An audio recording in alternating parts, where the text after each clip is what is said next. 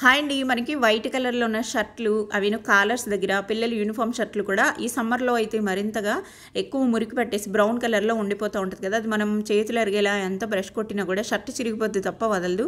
ఇలా white colour అనే షర్ట్‌లనే కాదు, కలర్ ఉన్న షర్ట్‌లు కూడా ఇలాగే బ్రౌన్ కలర్‌లో మరకలు ఉంటాయి. తెలుస్తూ ఉంటాయి పైకి వాష్ చేసాక కూడా. వాటిని డీప్‌గా క్లీన్ చేసుకోవడానికి ఇలా కొద్దిగా డెటాల్ హ్యాండ్ వాష్ ఉంటది కదా! అది తీసుకోండి.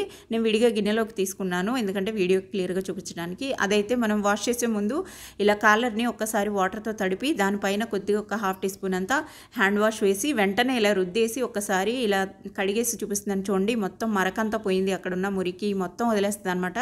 మనకి బ్రష్ కొట్టే పనేం ఉండదు. వాషింగ్ మిషన్‌లో వేసే ముందు ఇలా ఒకసారి కాలర్స్ దగ్గర, హ్యాండ్ కఫ్స్ దగ్గర, ప్యాంట్స్ అయితే యాంకిల్ దగ్గర కూడా బ్రౌన్ కలర్‌లో ఉంటది కదా! అదంతా కూడా వదిలిచ్చేసేసి ఇలాగా హ్యాండ్ వాష్ తోటి ఒక్కసారి ఇలా రుద్దేసి వాష్ చేసి మీరు వాషింగ్ మిషన్‌లోకి వేస్తే మీకు నీట్‌గా వాష్ అయిపోతాయి. వీడియో నచ్చితే లైక్ చేయండి, సబ్స్క్రైబ్ చేయడం మర్చిపోకండి.